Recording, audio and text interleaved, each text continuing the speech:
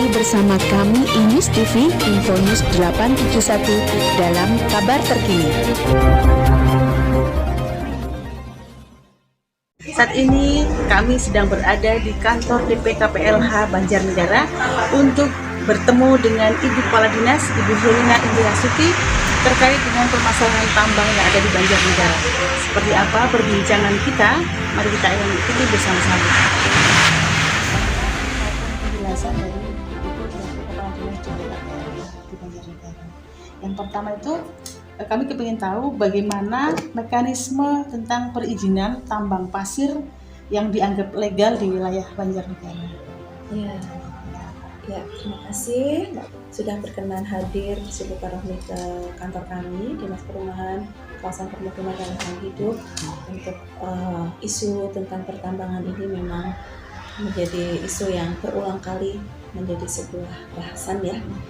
Dan ini tentunya kita berharap bahwa ada perhatian dari semua pihak untuk bagaimana kita bersama-sama menyelesaikan isu ini ke arah yang baik gitu ya. Terkait dengan perizinan pertambangan, tentunya kita mengacu kepada ketentuan peraturan yang mana kita pegang, yang kita tahu adalah ada peraturan pemerintah nomor 22 tahun 2021 di mana terkait dengan izin pertambangan itu tidak menjadi ranah kewenangan di kabupaten. Tentunya kami mengikuti ketentuan yang ada.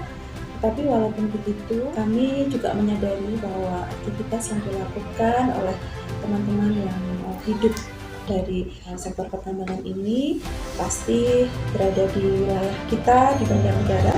Tentunya kita tidak memiliki panggilan untuk bisa paling tidak melakukan upaya melakukan pembinaan kepada saudara-saudara kita yang melakukan pertambangan yang ada di kabupaten.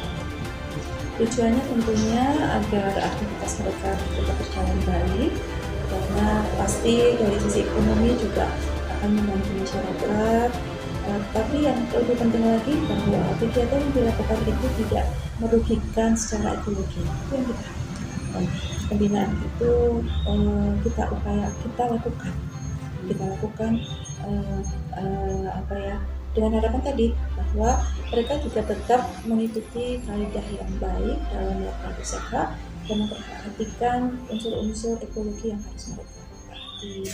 Tetapi kembali lagi karena kewenangannya itu tidak ada di kabupaten, tentunya apa yang kita lakukan menjadi terbatas. Tetapi itu pun kami masih selalu berkoordinasi dengan pihak-pihak di luar, artinya dengan pihak provinsi maupun yang berkewenangan di sana ya, untuk bisa memberikan pengawasannya lebih intens seperti itu, ataupun dalam perizinannya juga harus memperhatikan hal yang tadi harus ada di dalam dokumen-dokumen seperti itu. Jadi begitu sih. Untuk yang selanjutnya, apa saja syarat lingkungan yang wajib dipenuhi penambang sebelum izin itu keluar? Ya, mereka tentunya ini nanti paling tidak mereka itu dalam mengurus perizinan itu ada dokumen-dokumen lingkungan yang harus disiapkan terlebih dahulu. Di dalam dokumen-dokumen itu ada mencakup tentang kajian dampak lingkungan. Jadi dari awal itu sudah ada kajian dampak lingkungan terlebih dahulu yang di dalamnya memuat bagaimana pengelolaan lingkungan itu akan dilakukan oleh siapapun yang mengajukan izin. Sebenarnya bagaimana kemampuan lingkungan hidupnya akan dilakukan. Tetapi sifatnya ini kami sifatnya yang mereview dokumen saja. Karena ini hak atau kewenangan perizinan tidak ada di kami, jadi yang biasanya kami diberikan untuk hal seperti itu, meminta pendapat masuk. Kemudian sejauh mana dari DPKPLH bekerja sama dengan dinas lain termasuk SDM, Satpol, PP, dan kepolisian dalam fungsi pengawasan aktivitas tambang? Iya.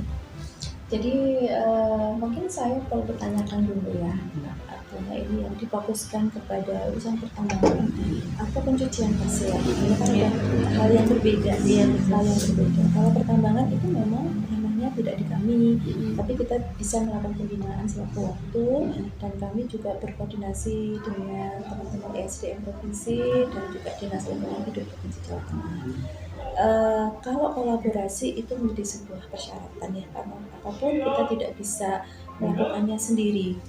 Dan terkait dengan kegiatan pencucian pasir itu kami sudah berkolaborasi, dan isu ini kan isu yang berulang sebenarnya, isu yang berulang. Dan kami berkolaborasi dengan pihak aparat penegak hukum dengan juga Satpol PP untuk penegakan ini ya, karena mereka ada di wilayah kami, di wilayah kita Banjarnegara, untuk bersama-sama melakukan pembinaan dan memberikan arahan kepada mereka untuk melakukan aktivitasnya dengan tetap mengindahkan unsur-unsur mengedepankan unsur keberlanjutan. Kami sudah melakukan itu ke sana. Untuk tantangan utama dalam menindak aktivitas tambang pasir ilegal itu seperti apa? Kalau tantangannya sebenarnya ini ya, kembali lagi kepada kewenangan.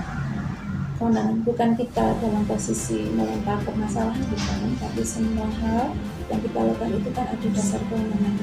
Sepanjang itu bukan kewenangannya kita, maka apa yang kita lakukan juga terbatas, tidak bisa kita leluasa. Jadi apa yang kita lakukan ya sebatas kewenangan yang kita miliki. Nah, mungkin ini menjadi sebuah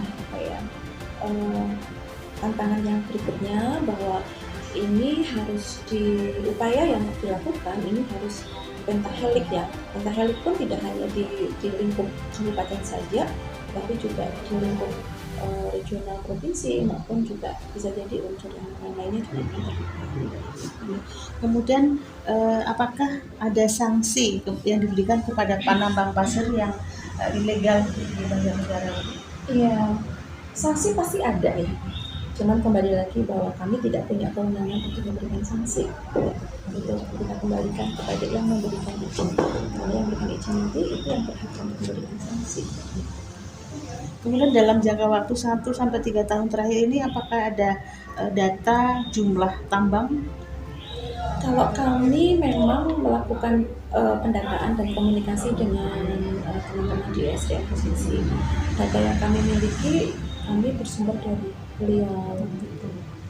Jadi kalau dari SDM menyampaikan, kalau tidak salah, karena waktu itu kami sebenarnya komunikasi terakhir dengan SDM itu juga intens terkait dengan pencucian pasir itu juga, tapi kita juga komunikasi dengan tambang dan memang ada 13. Kemudian bagaimana kewajiban reklamasi bagi penambang pasir ilegal?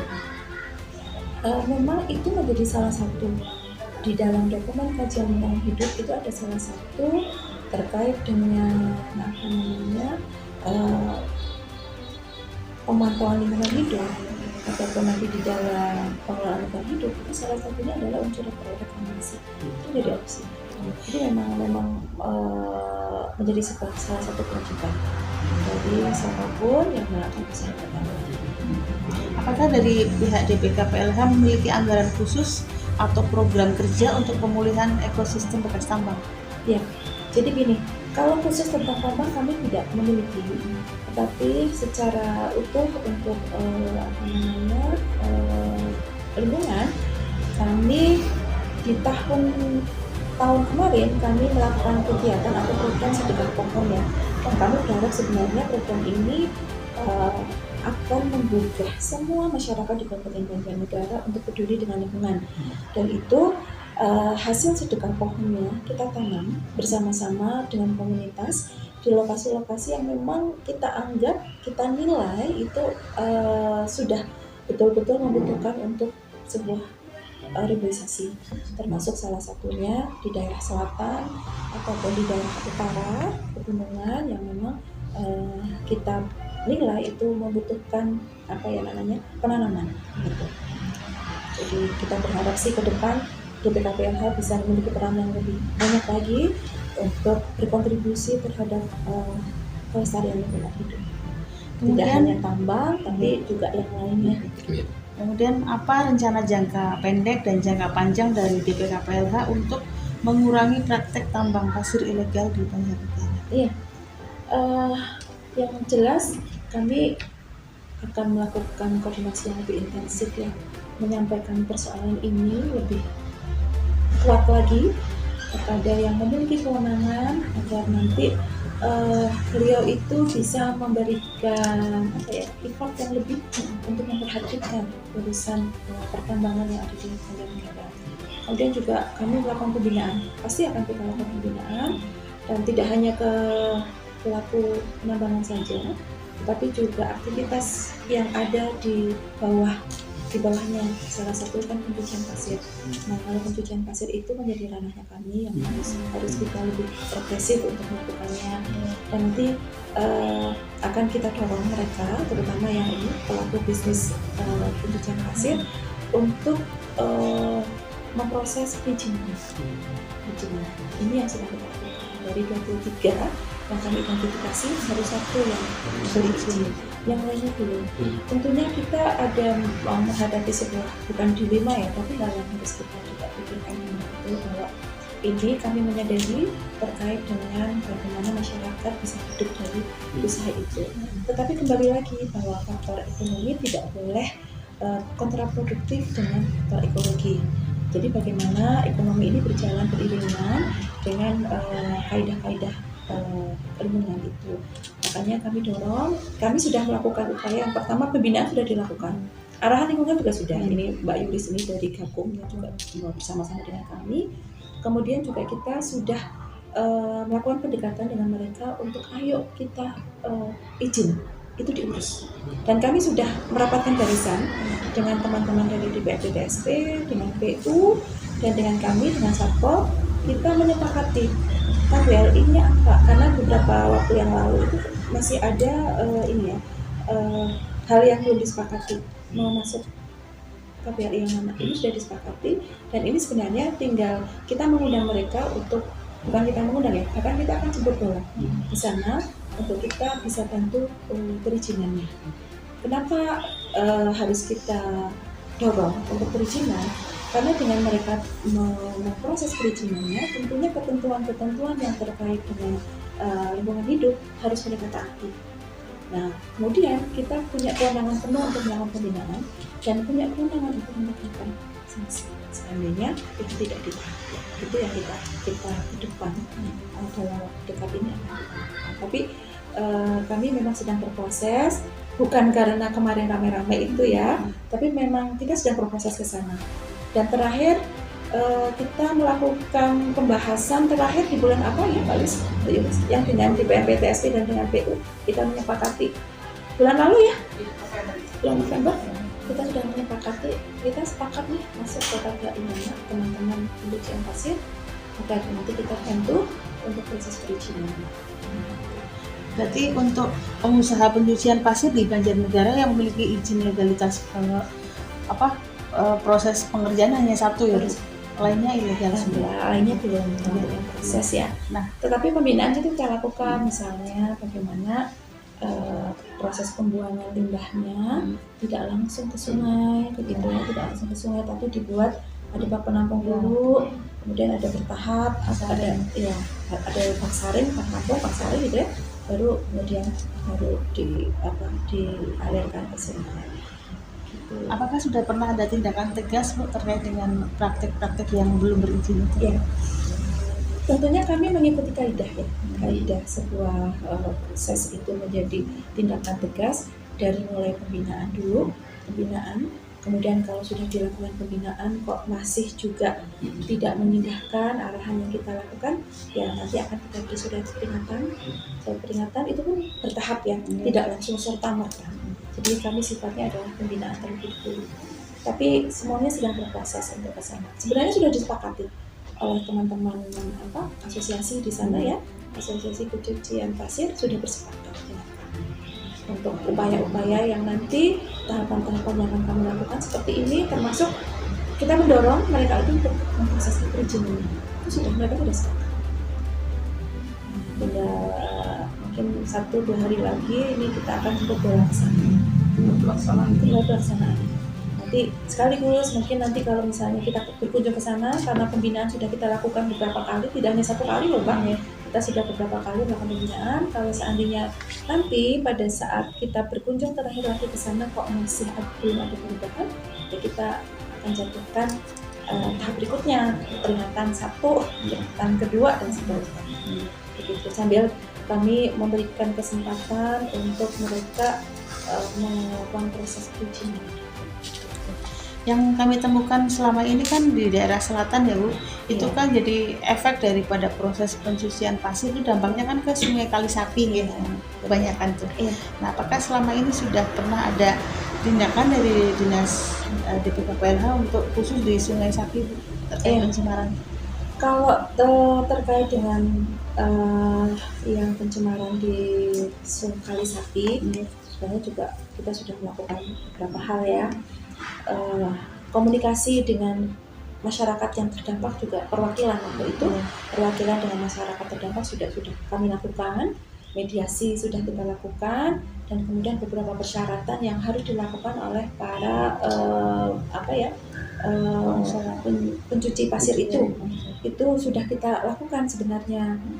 Hanya memang mungkin tadi karena persyaratan dokumen lingkungannya atau persyaratan untuk ketentuan yang terkait dengan lingkungan itu belum mereka penuhi karena belum berizin ya. Jadi ketentuan persyaratan lingkungan kan mereka masih mengabaikan.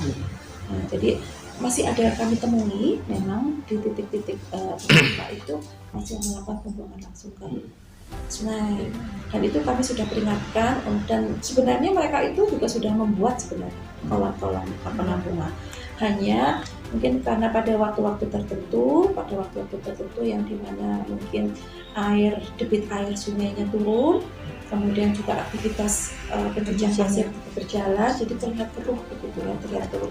Dan kami sudah melakukan upaya pengujian juga sudah dilakukan untuk kualitas airnya juga dilakukan, dan kemudian beberapa persyaratan yang mereka harus lakukan untuk para pencuci pasir itu. Tidak hanya melakukan penyaringan dulu, tapi juga melakukan pengamanan atas distribusi pasir yang dibawa. Misalnya harus ditutup dengan tepat agar tidak tidak mengurangi pencemaran udaranya, kemudian juga menyiram area yang dilewati agar menekan pencemaran yang dilakukan begitu. Sebenarnya sudah kita lakukan. Begini Bu, tadi kan dikatakan terkait mengenai reboisasi Bu ya. Iya. Reboisasi itu kan tadi dikatakan bahwa kita dari Dinas Lingkungan Hidup akan bekerja sama dengan warga sekitar atau segala elemen ya Bu ya. Apakah itu reboisasi itu eks tambang Bu ya? Itu bukan tanggung jawabnya pihak penambang? Iya. Sebenarnya memang ada kewajiban dari penambang itu melakukan penanaman ya. Kami mendorong juga bahwa masyarakat juga peduli dengan lingkungan. Kalau di lokasi tambang yang di mana mereka melakukan aktivitas, tentunya menjadi tanggung jawab mereka. Tetapi kesadaran akan lingkungan kami dorong dimiliki oleh semua masyarakat, semua lapisan masyarakat. Yang tadi saya matur, kami di urusan lingkungan hidup itu tidak hanya mengurus yang tambang saja, tapi juga mengurus lokasi lainnya yang mungkin Bapak Ibu juga tahu ada hal-hal yang mungkin harus kita mulai benahi ya, jangan sampai nanti yang timbul adalah eksesnya seperti yang kita tahu terjadi di lokasi yang lainnya. Kita tidak ingin terjadi jadi unsur pencegahannya, unsur preventifnya harus dilakukan, dan mengedepankan kesadaran masyarakat itu jadi penting. Bagaimana kita menjaga lingkungan, tidak, kalau tambang di lokasi tambang tentunya menjadi tanggung jawab mereka di lokasi, bahkan mereka mestinya memiliki kepedulian atau pertanggungjawaban sosial, bagaimana tidak hanya di lokasi tambang saja, tetapi di lokasi yang lainnya. Aktivitas yang mereka lakukan mestinya juga mereka didorong untuk semacam CSR dari mereka juga. Terus mengenai ini Bu, mereka keluar dari tambang itu rata-rata kan kendaraannya itu kan kotor. Iya. Dan selama ini mereka itu mengabaikan itu Bu. Tadi betul itu katakan bahwa harus ditutup dengan terpal. Nah, terus dari roda itu juga mengakibatkan kotoran tanah di jalan sehingga menimbulkan, ya mohon maaf, sering terjadinya kecelakaan lalu lintas khususnya bagi pengendara sepeda motor. Dan juga mereka aktivitas penambangan itu baik legal maupun yang ilegal itu melintasi akses jalan desa dan kabupaten. Nah, ini yang ilegal ini otomatis kan tidak melakukan pengurusan izin. Kalau tidak ada izin kan berarti terkait pajak yang masuk ke pemerintah kabupaten itu kan tidak ada, Bu. Nah, perawatannya kemana? Dan tindakannya nanti seperti apa kalau ini dibiarkan? Karena masyarakat mengeluh terkait akses jalan. Ya. Yang saya khawatirkan mereka menggali kepentingan dan pendapatan pribadi perusahaan mereka, tapi dia tidak mementingkan akses yang dia lewati, rusak.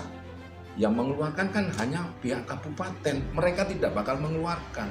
Ini harus segera, Bu, harus segera ditindaklanjuti dan harus ditindaklanjuti. Ya, karena juga di Banjarnegara ini terus terang aja pihak-pihak APH juga kayaknya seolah-olah slow respon, tidak tegas.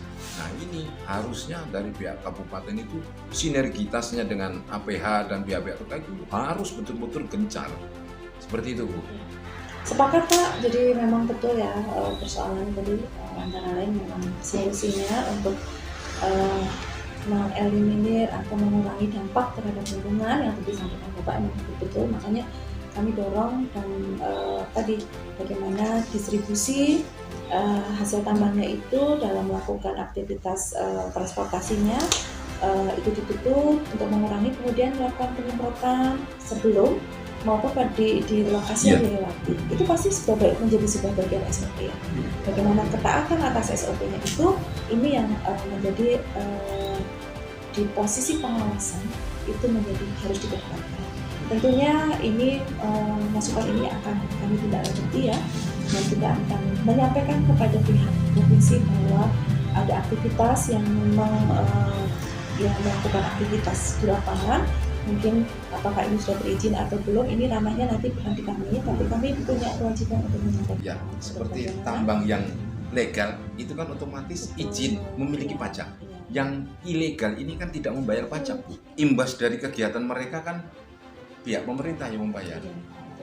Dan ini yang kalau disebut sebagai sebuah kebocoran ya, kebocoran wilayah atau kebocoran pendapatan daerah. Ini tentunya nanti akan kita sikapi dengan baik agar tadi aktivitas berjalan, kemudian juga pemberdayaan masyarakat jalan, tapi jangan lupa bahwa di situ tuh ada haknya masyarakat. Kita akan sampaikan ini terkait dengan, karena perizinan, kembali lagi perizinan pertambangan tidak ada di kami, tapi atas aktivitas yang dilakukan kami bisa mengkomunikasikan kepada pihak lain yang lebih memiliki terkait zona tambang ya, karena ada temuan begini.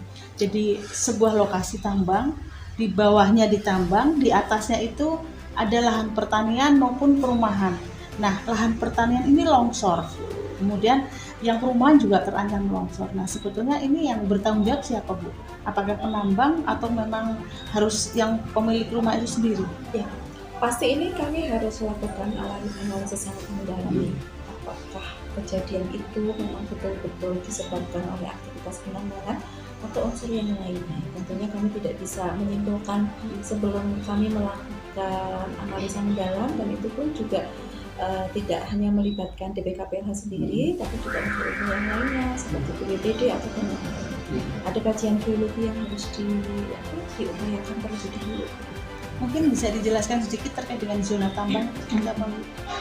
Kalau itu pasti memiliki atau ada di dalam dokumen tata ruang ya, yang itu agar nanti bisa mendapatkan informasi dari teman-teman kita itu di mana, di titik mana sebenarnya yang itu secara rencana detail tata ruangnya itu peruntukannya untuk tambang itu ada. Jadi nanti silakan teman-teman bisa informasi di teman-teman di tata ruang di penambang dari gunung ke bawah ke kota. Iya. Terus mereka kan punya wadah di situ. Kalau saya lihat di sepanjang jalan itu namanya banyak gudang pasir. Juga di situ ada lingkungan seperti sekolahan, desa Itu sebenarnya gimana sih, Bu? Karena itu menurut saya kan mengganggu, polusinya ya luar biasa kan. Itu juga sangat bahaya. Apalagi sering saya cerita masyarakat kalau udah malam kan sudah udah nggak kelihatan jalan, banyak yang gelincir, jatuh. Kan bertanggung jawabnya kemana kan gitu. Kita lihat kalau sudah malam atau apa kan Itu kan sekarang mobilnya dump truck gede-gede Bu, yang usuk-usuk itu ya.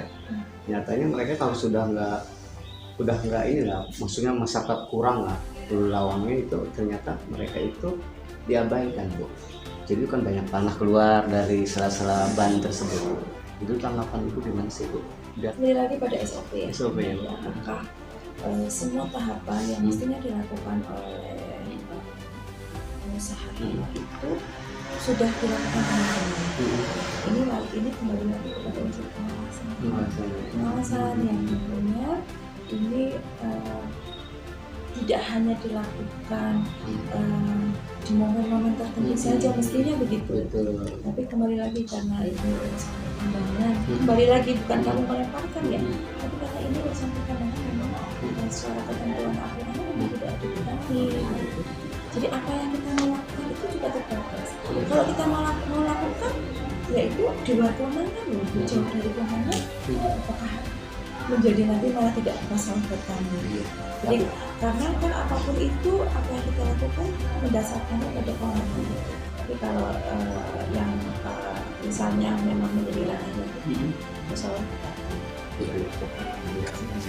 Efek dari pertambangan itu juga ada kaitannya dengan lingkungan hidup. Betul, itu yang saya juga sebenarnya sayangkan ya. Maksudnya kami tidak bisa berupaya lebih, tetapi yang ibaratnya atas eksternalitas yang terjadi kita yang merasakan, masyarakat kita yang merasakan. Artinya ini mudah-mudahan menjadi ya perhatian lebih dari siapapun yang memiliki ranah itu. Karena apapun aktivitas ekonomi yang kita jalankan tidak bisa sustainable, tidak bisa berkelanjutan manakala lingkungan kita tidak perhatikan. Kemudian juga unsur pemberdayaan masyarakatnya kita perhatikan gitu. Nah, demikian tadi perbincangan kami dengan Ibu Herina Indriastuti, Kepala Dinas DPKPLH Banjarnegara seputar polemik masalah tambang di Banjarnegara.